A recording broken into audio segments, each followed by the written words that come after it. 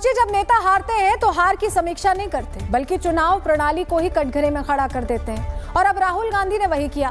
देश की सबसे बड़ी संवैधानिक संस्था को ही मृत घोषित कर दिया। कहा कि लोकतंत्र का ढांचा खत्म हो चुका है। लेकिन क्या सचमुच ये लोकतंत्र पर सवाल है, या फिर एक और सियासी स्क्रिप्ट जिसमें हार का ठीकरा फिर सिस्टम पर डाल दिया जा रहा है? आज की बड़ी खबर यही है और इसी से जुड़ी जानकारी आपको देंगे। पहले आपको दिखाते हैं कि राहुल गांधी ने क्या कहा और क्यों इस बयान से सियासत गर्मा गई। सुनिए। इलेक्शन कमीशन वोटर चोरी करा रहा है, तो हमने अपना ही इन्वेस्टिगेशन करवाया। उसमें 6 महीने लगे और जो हमें मिला है वो एटम बॉम्ब है। मतलब एटम बॉम्ब है, फटेगा तो आप इलेक्शन कमीशन आपको दिखेगा नहीं हिंदुस्तान। राहुल गांधी फिर से सियासी तूफान खड़ा करने की कोशिश में है और इस बार निशाना देश की सबसे अहम लोकतांत्रिक संस्था चुनाव आयोग पर है। दावा कर रहे हैं कि भारत की चुनाव प्रणाली खत्म हो चुकी है और जल्द ही वो ऐसे एटम बम जैसे सबूत पेश करेंगे जो पूरे सिस्टम की सच्चाई खोलकर रख देगी। लेकिन सवाल यह है कि लगातार 3 लोकसभा चुनावों में करारी शिकस्त खाने के बाद क्या ये बयान हार की बौखलाहट है या फिर जनता को गुमराह करने की एक नई स्क्रिप्ट? क्या वाकई राहुल के पास कोई बड़ा खुलासा है या ये महज एक सियासी शोर है जिसका मकसद सुर्खियों में बने रहना है? कहीं ये भी कांग्रेस की हर बार की तरह जैसे उन पर उन्हीं की जो चाल है भारी पड़ जाती, कहीं ये चाल भी कांग्रेस के लिए भारी ना पड़ जाए?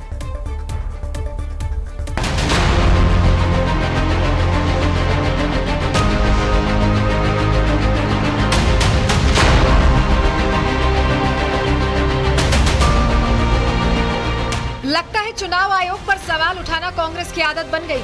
तभी तो कई चुनावों में हार का मुंह देख चुके राहुल गांधी बार बार चुनाव आयोग पर ही अपनी हार का ठीकरा फोड़ने की कोशिश करते हैं। चुनाव आयोग के खिलाफ जहर उगलते हैं, इलेक्शन कमीशन पर धांधली का आरोप लगाते हैं, जिससे साफ है कि सत्ता से बाहर रहने का दर्द कांग्रेस के नेताओं को रह रह कर उठ रहा है। दरअसल दिल्ली में एक कार्यक्रम को संबोधित करते हुए राहुल ने कहा कि उन्हें 2014 से ही चुनावों में गड़बड़ी का शक था, लेकिन पिछले साल हुए महाराष्ट्र विधानसभा परिणामों ने उनके शक पर मुहर लगा दी है। राहुल ने दावा किया कि अब जल्द ही सबूतों को लेकर एक बम फोड़ने वाले हैं। यहाँ तक कि राहुल ने चुनाव आयोग तक को मरा हुआ बता दिया। We have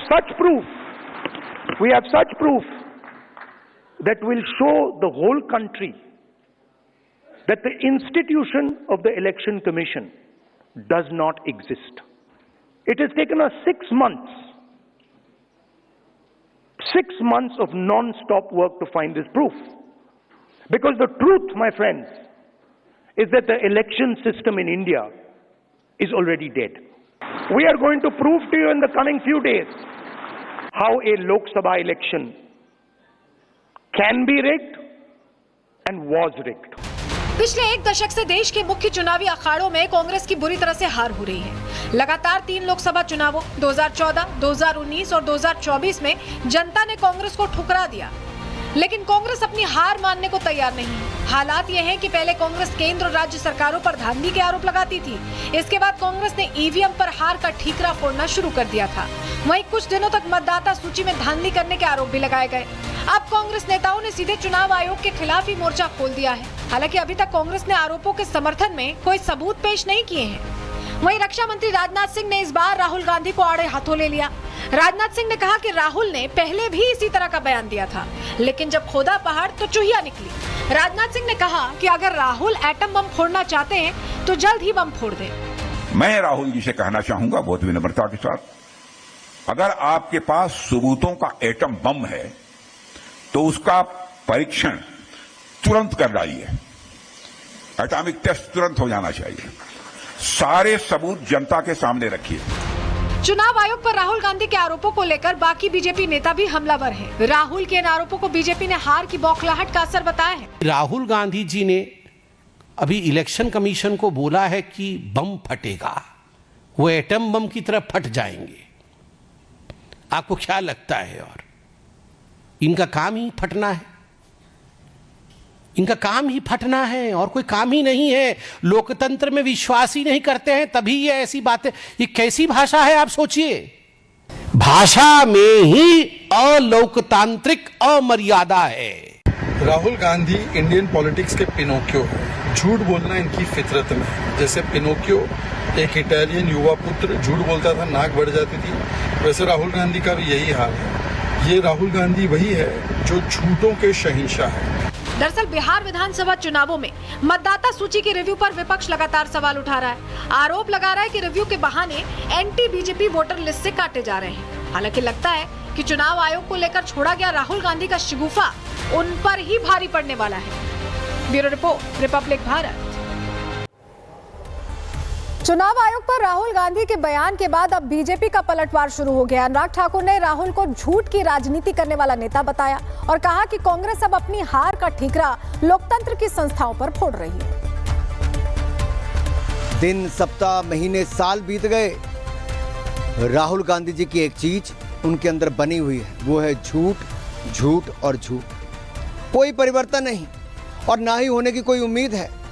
हर दिन एक नया झूठ, हर दिन एक नया प्रोपेगेंडा। कांग्रेस पार्टी को गंभीरता से लेना चाहिए कि ये झूठ फरेब की राजनीति कब तक चलेगी, देशवासियों को कब तक भ्रमित करेंगे और कांग्रेस कब तक भ्रम में जिएगी। राहुल गांधी जी को मैं याद करवाना चाहता हूं, श्रीमान अरुण जेटली जी, सभी राजनीतिक दलों में उनकी रिस्पेक्ट थी, एक्सेप्टेंस थी, सर्वमान्य नेता थे वो। उनकी मृत्यु 24 अगस्त 2019 को हो गई और कृषि कानून 17 सितंबर 2020 और 20 सितंबर 2020 को ये लोकसभा और राज्यसभा में आए और मंजूर हुए। कितना झूठ बोलेंगे राहुल गांधी जी।